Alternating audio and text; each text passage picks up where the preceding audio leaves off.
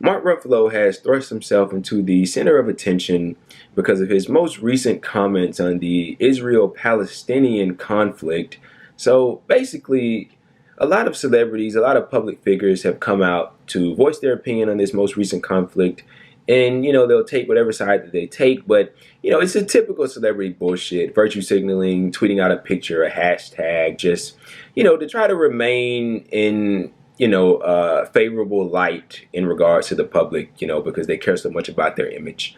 They won't actually come out and condemn, Israel or the United States foreign policy tactics, them giving so much money to Israel, funding their military. They won't come out and actually talk about the fact that the United States blocked ceasefire proposals from the UN or anything like that. They won't be that specific, but they'll come out and they'll tweet out their pictures of their hashtags and try to get by. But Mark Ruffalo is a guy that doesn't seem to be shy about his political opinion.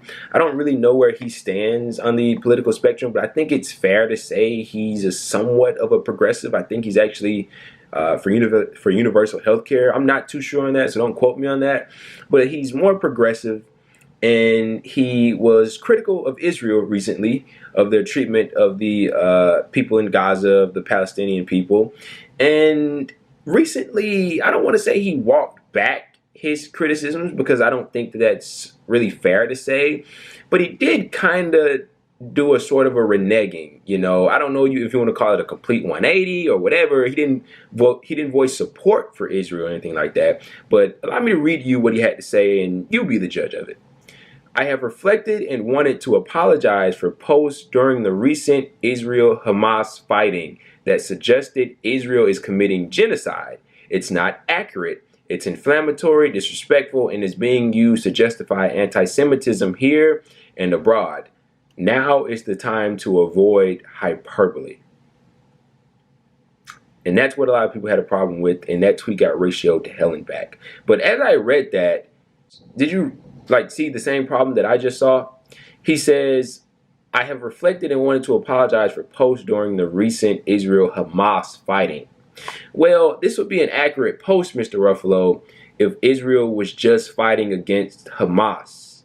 They're not fighting against Hamas. They're fighting against innocent civilians and children and women. That's the people that they're killing. I mean, I'll read it to you. This is the latest numbers on the death toll that I could find.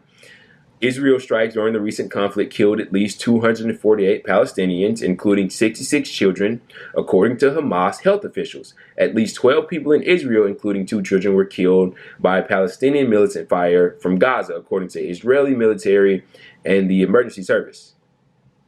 So it's not just against Hamas. No. They're killing civilians, innocent women and children. Okay? And since we're on the subject of genocide, he says that this isn't a genocide. Let's read the definition of what genocide is, and let's be the judges ourselves. Genocide means the deliberate killing of a large number of people from a particular nation or ethnic group with the aim of destroying that nation or group. Okay, is the killing deliberate? Yes, I would say it is. I would say that when you kill 66 children on a ravaged bombing campaign, I would say that's deliberate. Is it a large number of people? 248 seems to be a large number of people, I would say. Okay, check that box. Are these people from a particular nation or ethnic group? I would say they are. And is the aim to destroy that nation or group? Well, if you're bombing something, I don't think you want to save it. So I do think the aim is to destroy that nation or ethnic group. We just checked all the boxes for genocide. It's a genocide. So I don't know what's going on here. But what people are pointing out, and I think accurately so, this guy works for Marvel. Who owns Marvel? Disney. One of the top shareholders or executives from Disney probably made a phone call to his people and told him, hey, tell that guy to pipe down, shut him up. The powerful got to stick up for their allies. These people, those big shareholders of Disney and those big executives, these are the people that fund the politicians' campaigns, okay? And who do the politicians do the bidding of? Israel. in other places. You know, Saudi Arabia is another one of them. Our allies with, you know, another really bad regime, you know, with the situation in Yemen. But that's an entirely different subject. So that's most likely what happened. And he walked back his comment, and he's getting a lot of shit for it. And rightfully so, I would say. But a lot of people don't feel the same way. Mehdi Hassan weighed in on this. And I want to touch on this, and this will be my final comments on it. Mehdi Hassan says, the truth is that Mark Ruffalo has done more to highlight and amplify the plight of Palestinians, Native Americans, Iraqis, and low-income Americans than most other celebrities, and also most of the online armchair warriors slamming him as a sellout on Twitter today. As I tried to explain to my own Pakistan-based trolls last week, you can disagree with a single tweet or statements without going all "you're dead to me" and "you're a sellout" and ignoring an entire life, career, body of work which doesn't fit your lazy black and white narrative. And then he tweeted out a picture of Mark Ruffalo on his show talking about the conflict. But look, essentially, he liked Mark Ruffalo.